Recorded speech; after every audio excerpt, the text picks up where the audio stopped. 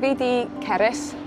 Dwi'n dod o Fachynlleth yn wreiddiol a dwi'n chwarae'r delyn deires. Nes I ddechrau cael gwersi piano pan o'n i'n really bach, ond nes I byth mwynhau o lot, a dwi'n I ddim yn hoffi ymarfer, fel mae pob plentyn yn deud.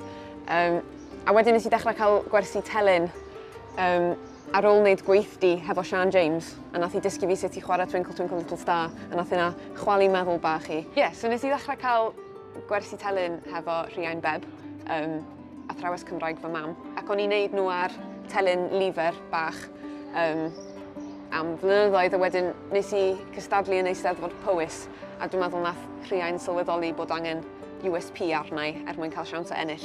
So nath I upgradeio fi I deires tua wythnos cyn y gystadleuaeth. And, the rest is history. A nes I ddim fynd lawr y trywydd clasurol ar y delyn, nes I sort of dilyn trywydd gwerinol, achos o'n I jyst yn mwynhau hynna. Yn tyfu fyny ym Machynlleth, fi oedd yr unig person ifanc oedd yn gwneud Cerddoriaeth Gwerin.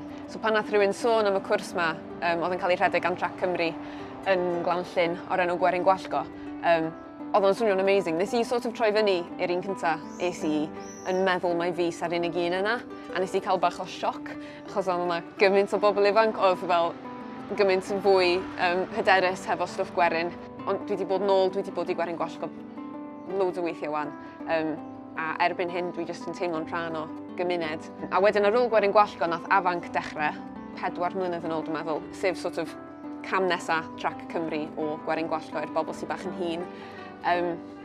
A mae hynna hefyd wedi bod yn brofiad amazing. Mae gennau ffrindiau oes allan o'r brofiad yna, a hefyd wedi cael gymaint o brofiad o'r ochr mwy diwydiannol, yr ochr mwy sort of technegol o bod yn gerddor proffesiynol, a dwi ddim really wedi cael hynna allan o uni yn gwneud cerdd, so mae hynna wedi bod yn werthfawr iawn. Nes I rhyddhau album nôl yn 2020 ar y mem fy hun, album unigol, a doedd gennai ddim unrhyw syniad be o'n i'n neud, a nes I gymaint o llanast ohono fo, nes I ddim really dysgu sut swn i'n neud o'r tro nesa. Ar yr un pryd oedden ni'n cael gweithdai hefo afanc oedd yn sôn am sut I ryddhau stwff, heb label enfawr, a erbyn hyn dwi'n rhyddhau album arall, ac fod o dal yn eitha chaotic, dwi'n gwybod heb afanc sa bod I bod just yr un mor chaotic ar tro cynta. Dwi'n meddwl y rheswm dwi'n really mwynhau chwarae'r deires yw bod hi wedi gwthio fi I greu cerddoriaeth fy hun yn gyflymach na swn I wedi falle wedi wneud ar offeryn mwy normal. Ar y deires dydy'r, jyst achos bod hi'n byd gymaint llai, mae gennau sort of llais ac arddull fy hun. Mae'n sialens creadigol, a mae hynna wedi bod yn rhywbeth enfawr I mywyd I.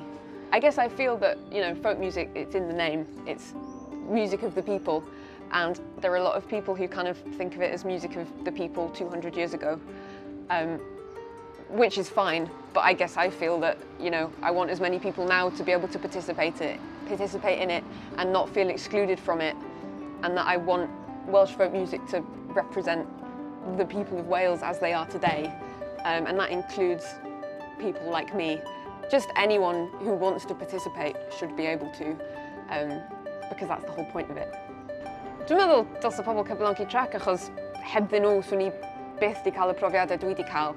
Doedd neb arall yn cynnig hynna tra mod i'n tyfu fyny. Dwi ddim yn gwybod os oes rwan, ond mae'n teimlo fel nhw yw'r prif organisation sydd yn creu'r opportunities i'r bobl ifanc, a sydd wedi rhoi gymaint I fi fel person ifanc yn Cymru yn gwneud cerddoriaeth gwerin.